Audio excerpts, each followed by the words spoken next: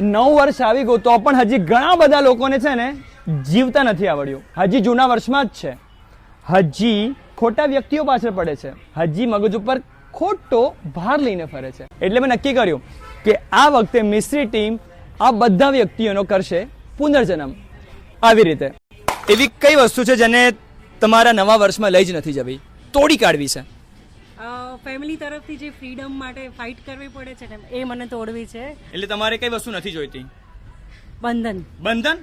આની પર લખી દો બંધન આ ચોકથી અને તોડી કાઢો. ફ્યુચર રિલેટેડ જે ઓવર થિંક કરું છું ને એના માટે હવે નથી વિચારવું. No more over thinking. No. I am very stubborn. બહુ જિદ્દી છું. તો જિદ્દી છે બહુ જ. બહુ. તો નવા વર્ષમાં નો મોર જિદ્દી. ના, I don't want to care. લખી કાઢ જિદ્દી ને તોડી કાઢ. હું વીગન બનવા માંગુ છું, so I will not use milk anymore. Anger and anxiety, मैं उस चीज को कैरी फॉरवर्ड नहीं करना चाहता. It's over dependency. Over dependency नहीं करना चाहता.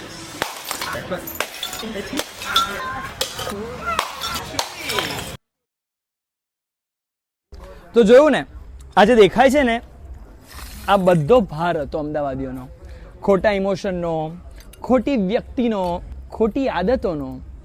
અને આજે અમદાવાદીએ બધો ભાર ખાલી કરી કાઢ્યો અને કર્યો પુનર્જન્મ.